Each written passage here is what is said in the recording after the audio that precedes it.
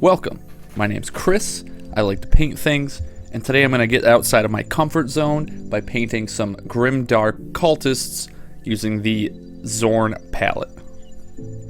Typically, my painting is super bright, but I was inspired by these 5 colors that just kind of randomly sat on my desk like this and figured I'd give this sort of thing a try. So let's see how it goes.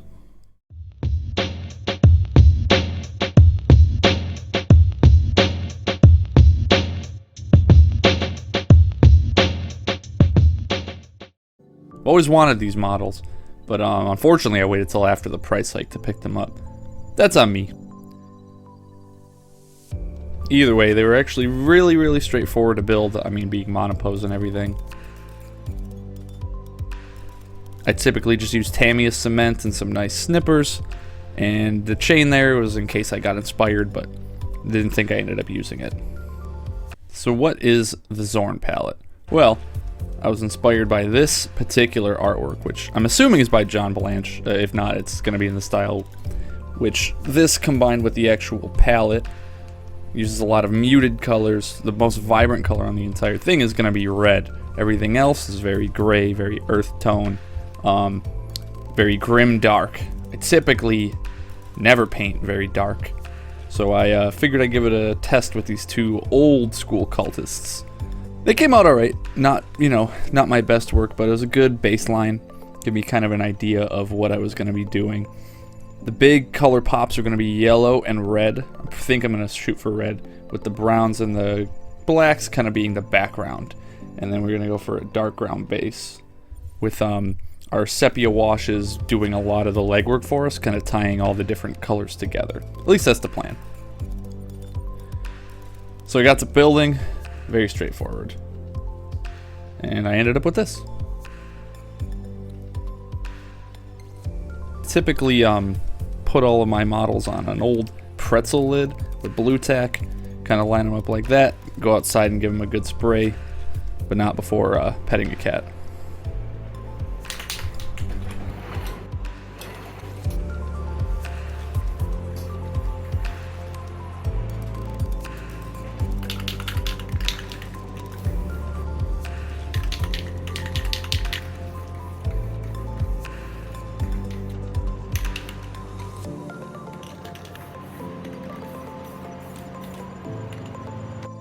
Now that we have fully primed models, we are going to start with our base coats. My plan is to have some of this black spray primer still visible at the end to really give us the biggest possible color contrast, going from literally the primer of black up into bright whites and light colors.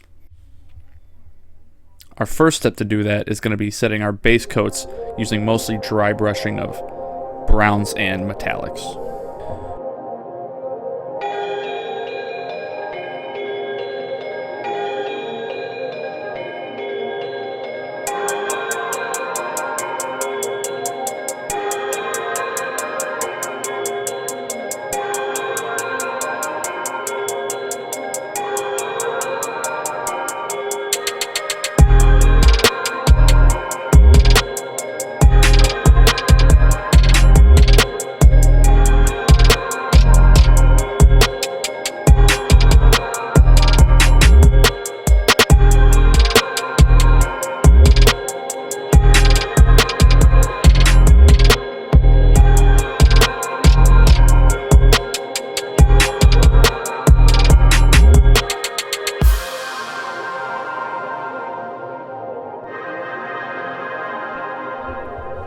Now we have our earth tones and our metallics separated, and we're going to start building up some of those browns and just kind of break up that monotony. First thing I do is take some lighter brown, like a leather brown, and go over all of their pants. Then our plan is to combine that with a sort of a pale, not a pale, an odd yellow, and build up into having some yellow trousers, because the yellow trousers are better trousers. It's not my favorite paint to use, but the color is so nice, so if I just kind of give it a weird working, eventually it sits fine. At the end of the day, it's mostly there just to break up the monotony of all the dark colors. Next, we're doing skin tones. I don't have a lot of practice doing human skin tones. If you look at my entire collection is literally faceless robots, faceless soldiers, and lots of vibrant green skin. The only exception being these rats I use in my Death Guard army. Green skin, at this point I think I pretty much have down. That's no problem. I got a recipe for that. Now, human tone type skin, I think the best I've ever done is on these rat guys. Now, they're not perfect, but they're not terrible. So I'm going to take a lot of cue from these, do a lot of experimenting, and kind of see what I end up with.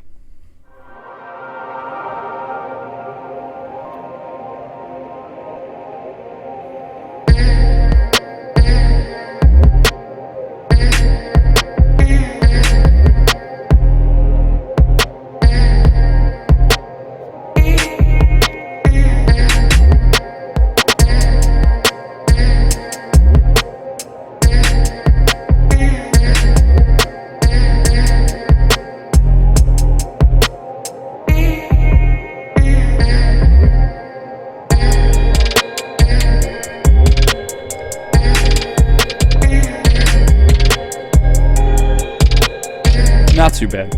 We'll see how it, comes together. Our next step is going to be glazing on red. I'm not the king of glazing, but I found that using this trio of colors, starting from Citadel Corn Red, highlighting all the way up to the Army Painter Red, tends to work. I've gotten it down. We're going to do mostly the helmets and the bolt guns, or the auto guns, because any good auto gun that can be red will be red.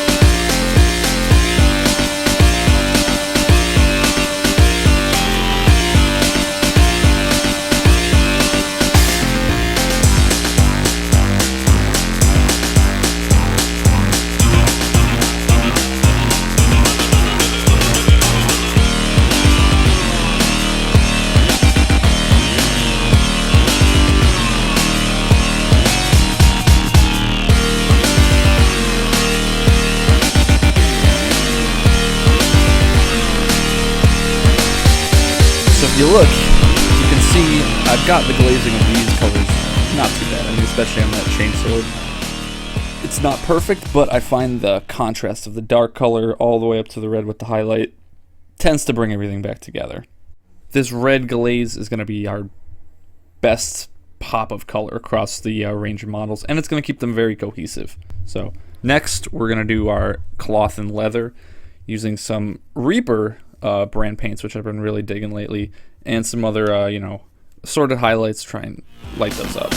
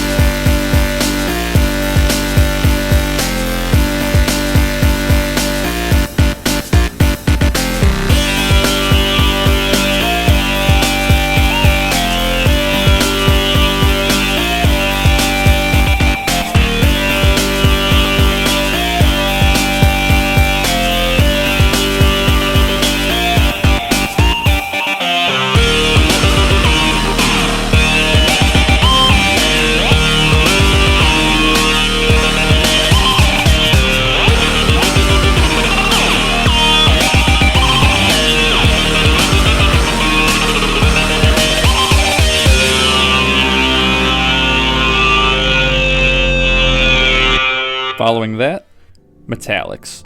specifically the non-silver metallics. So we're talking our brasses, our coppers, our golds. I have yet to find a very good gold that's better than this greedy gold from the Army Painter, which is fine. It's not my preferred thing, but you know, it does the job. If you have a better recommendation for golds, let me know though. I could always use it. Get to work on that. That's pretty straightforward. This is probably the most fun part because everyone's metallics are a little bit different. Now that we have the metallics defined, it kind of breaks up all that monotony. Now they really pretty much look like they could be put on the table and you would know what they are, which that's a good place to be at, right? But to replicate that artwork, we do have to settle the ponytails.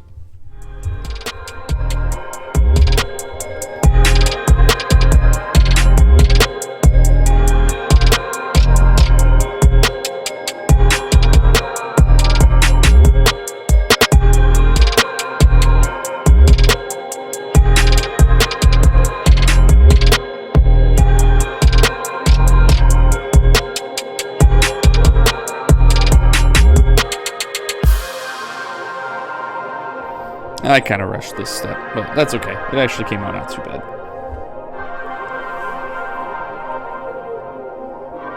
If it ever gets in focus. Next, every character has these, mostly every character has these wounds and stitches on the back, so we're going to kind of make up a gory red color. We're going to water down this sort of gory red mixture and kind of underpaints it under all of these wounds. Then go back in with our cloth, our robe texture, mummy robes from Army Painter, and just give them some extra detail on these stitchings. This kind of stuff, you know, gives you more places to look at on an otherwise plain skin, I suppose, and just kind of breaks up some of the monotony.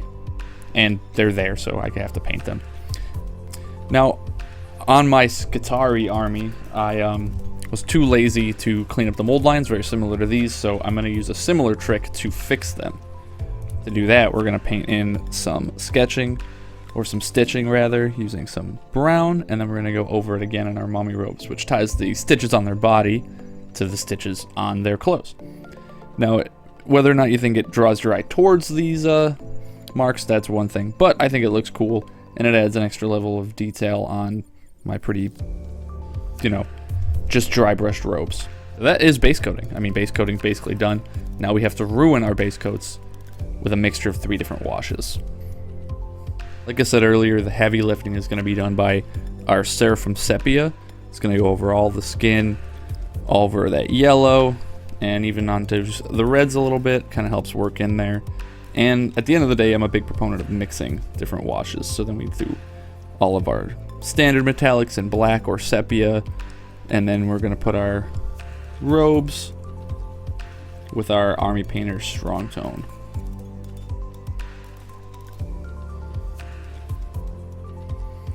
And again, I kind of go back and forth and I mix these around, make them really cohesive, and this is the thing I've always done. It's just 3, 4, 5, 6 different colored washes on them all, depending on what it needs. And you can see like the reds there have a little bit of black, you know, into them on the cracks and recesses, but they have sepia to give it that warm tone and tie everything together.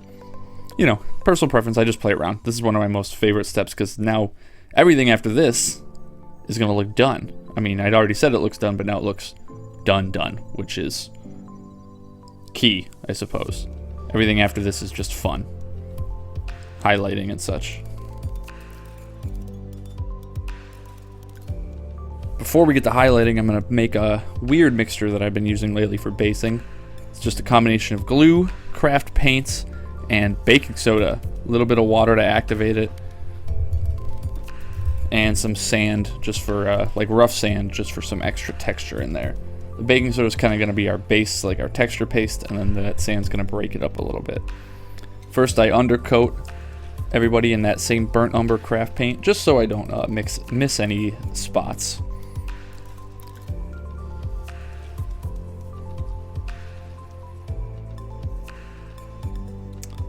Then we make our disgusting mixture in a little plastic disposable cup. I promise I reuse these cups until I physically can't anymore. And if you look at how messy I am, tends to be pretty quickly.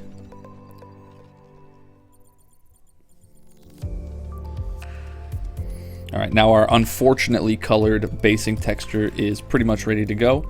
We get out our palette knife, I believe is the technical term for this tool, and we just kind of blob it all over the bases, you know, making sure we get as much texture on there as possible, cover everything with a little bit, a little more here, a little less there, and even sprinkle some extra sand on just for good measure. Make sure we literally have our bases covered. And then we're going to leave them probably overnight to dry because this shit takes a while. Coming back in the morning, you can see where the baking soda was most active, and that's easy. We just touch that back up with our again unfortunately colored paint that I promise will look less like my litter box in about 10 minutes.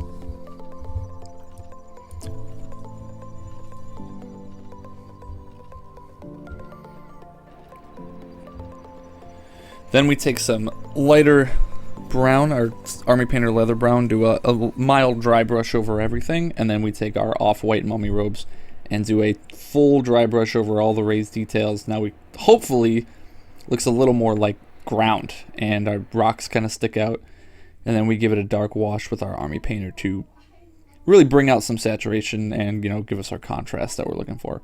And then a first round of base rimming, my favorite type of rimming, just to get us a good starting place on that.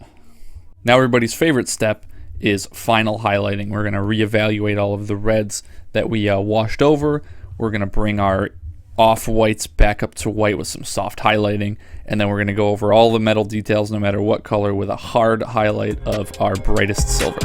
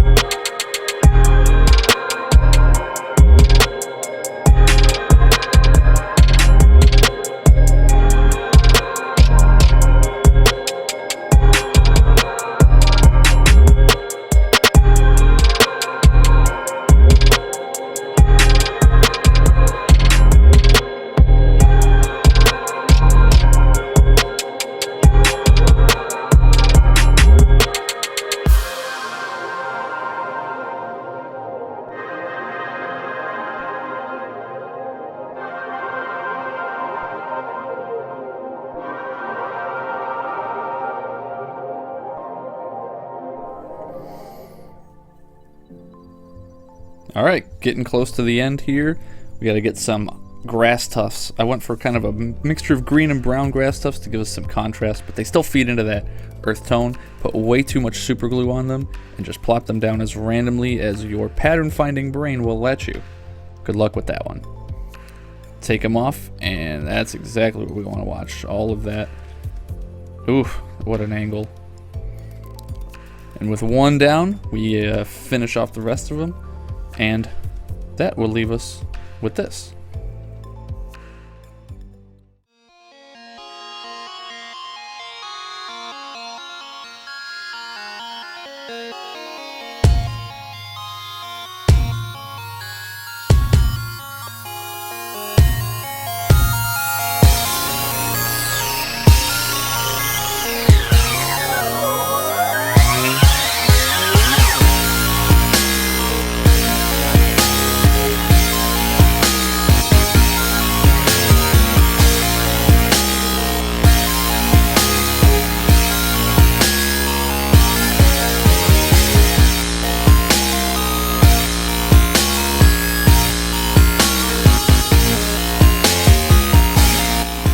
Alright, thank you if you made it this far.